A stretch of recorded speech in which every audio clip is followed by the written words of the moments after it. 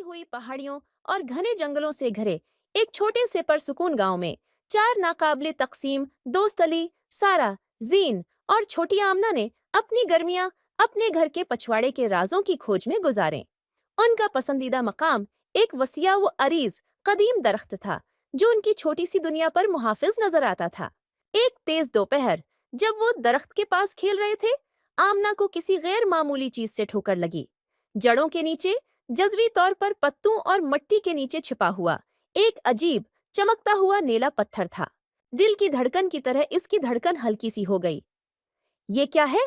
उसने पूछा। इसके छोटे छोटे हाथ हमवार सतह से गंदगी को साफ करते हैं। बाकी लोग मुतजस्सिस होकर उरद गर्द जमा हो गए।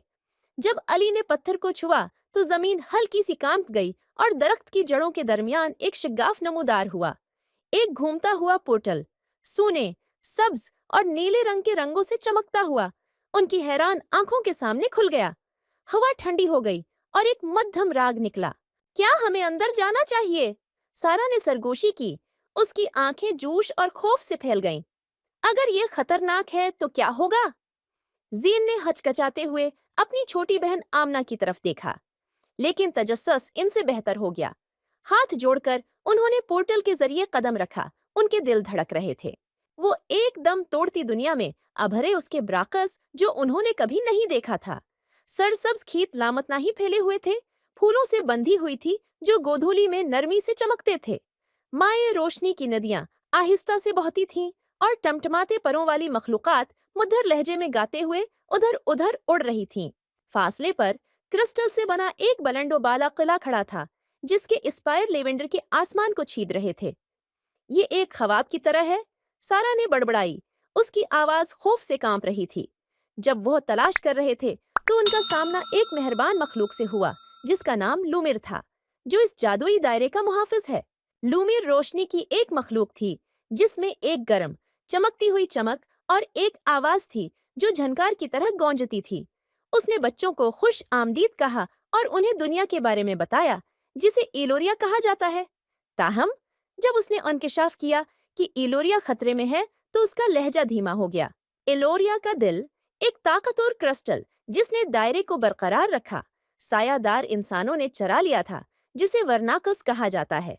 दिल के बगैर जादुई दुनिया अपनी खूबसूरती और जिंदगी को अपने साथ लेकर गिर जाएगी। बच्चों ने एक दूसरे की तरफ देखा।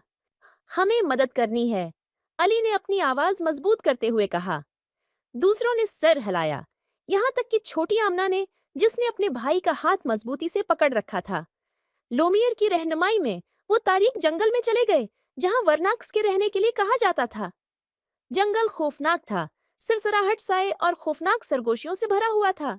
दोस्त करीब रहे, उनके बंधन ने उन्हें ताकत दी। रास्ते में उन्हें आजमाइशों का सामना करना पड़ा जिसने उनकी हिम्मत और दोस्ती का इम्तिहान लिया। एक मौका पर ज़ैन को बात हुई। करने वाले दरख्त की तरफ से पैदा की गई एक पहेली को हल करना पड़ा, जबकि सारा की मेहरबानी ने जंगल के सरपरस्त की तरफ से पैदा होने वाले शदीद तूफान को प्रस्कून कर दिया। आखिरकार वो वर्नाकस की खुआ तक पहुंचे, एक तारीख गार की जगह जो सिर्फ एलोरिया के चोरी शुदा दिल की हल्की चमक से रोशन होती है। वारनाक्स छीदने वाली सर्ख आंखों वाली सायादार शख्सियत क्रिस्टल को घिरे हुए उसकी तवानाई को खत्म कर रही है। बच्चों को मालूम था कि उन्हें तेजी से काम करना है। अली ने वर्नाकस का ध्यान बटाया, इधर उधर भागते हुए और उनकी तोजा मबजूल करने के लिए चीखते रहे। दर्रे असना, सारा और जीन ने दिल को बाजियाफत करने के लिए मिलकर काम किया, अपनी अक्ल और टीम वर्क का इस्तेमाल करते हुए जाल से बचने के लिए। आमना इगरचा छोटी थी, दरवाजे पर बहादुरी से खड़े होकर अपना किरदार अदा करती थी। जिस तरह उन्होंने दिल पर दोबारा दावी किया, वर्नाकिस को भी उसकी चाल का एहसास हुआ। वो बच्चों की तरफ बढ़े, उनकी शक्लें गुस्से से मुरोड़ रही थीं। अफरातफरी में आमना फंसल कर गिर पड़ी। जैन उसके लिए वापस पलटा, लेकिन साए अंदर बंद हो गए। लुमियर रोशनी के फटने में नमोदार हुआ, अपनी तवानाई से उन्हें बचाता रहा। जाओ, लमीर ने जोर दिया। इसकी आवाज अजलत से गूंज रही थी। दिल को वापस महल में ले जाओ। भारी दिलों के साथ बच्चे भाग गए। इलोरिया का दिल सारा की बाहों में मजबूती से जकड़ा हुआ था।